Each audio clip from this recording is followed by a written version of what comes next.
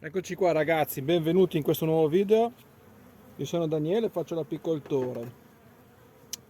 Faccio questo video per farvi vedere una famiglia che non se la sta passando molto bene. Quindi è importante fare una visita approfondita e vediamo le considerazioni in questo video.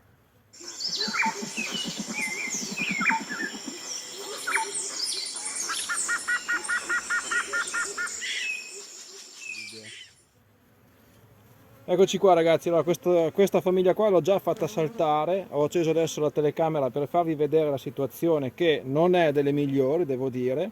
Una famiglia che si presentava subito invernata su 4 telaini e però vedo che la popolazione prima di tutto non è molto abbondante.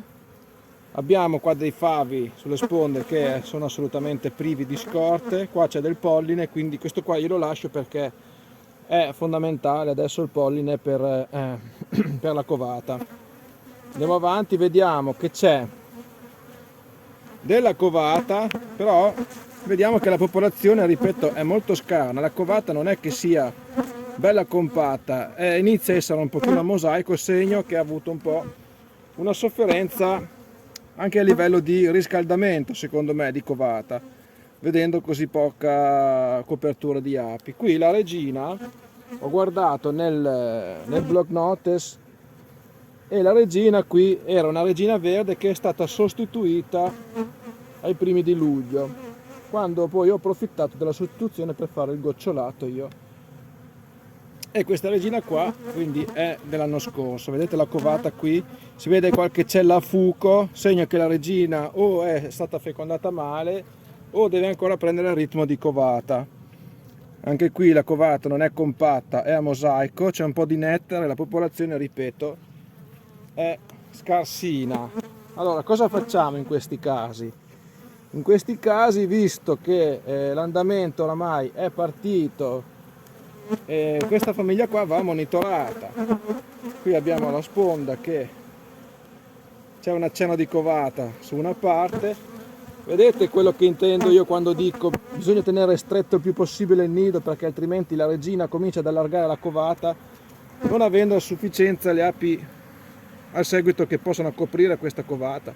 Questo è uno di questi casi. Io l'avevo stretta, l'ho messa su 5, adesso ne tolgo un altro, questo qua lo tolgo e la lascerò su 4 e ho paura che già su 4, adesso qua la notte arriva a fare meno 3, meno 4, ho paura che già su 4 sia già anche abbastanza larghina, però visto che c'è già della covata su quel favo lì, non posso mica isolarlo adesso dall'altra parte, altrimenti rischio di far morire quella covata lì opercolata e poi tutte le conseguenze che ci vanno dietro. Quindi adesso la cosa da fare è cercare di tirare avanti queste 2 settimane qua, continuare a dare nutrimento solido come ho sempre fatto, tiriamo avanti queste 2 settimane e poi partiamo subito con la stimolazione. Ha una bella stimolazione, quindi qua gli dobbiamo dare dello sciroppo che sia anche stimolante con dei prodotti appositi.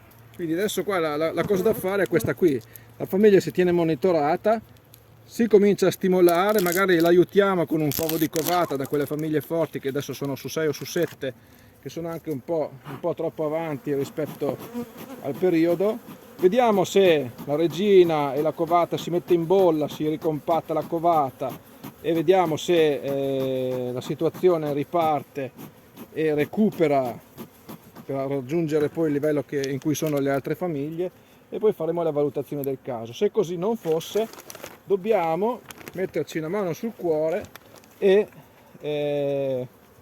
pensare di sopprimere la regina e di riunirla con un nucleo che riteniamo buono, oppure distribuire i favi sulle famiglie che sono rimaste in giro. Ecco ragazzi, quindi questo video qua, un video molto breve per farvi vedere una situazione anche in cui ci preoccupa, ripeto, ci preoccupa, però non andiamo in panico, facciamo le giuste considerazioni. Adesso la stagione dovrebbe cominciare ad aprirsi, quindi aspettiamo un attimo. Adesso oramai 10-15 giorni possiamo andare a stimolare. Guardiamo la popolazione, se aumenta con lo sfarfallamento di questa covata, teniamo monitorato maggiormente questa famiglia qua, segniamo sul libricino che è una famiglia che va aiutata, e poi vediamo poi come sono gli sviluppi nel mese di aprile. Ok ragazzi, ancora una volta io vi saluto, vi ringrazio, vi dico ancora come sempre di iscrivervi al canale, di mettere mi piace al video, e noi come al solito ci vediamo al prossimo video. Ciao a tutti.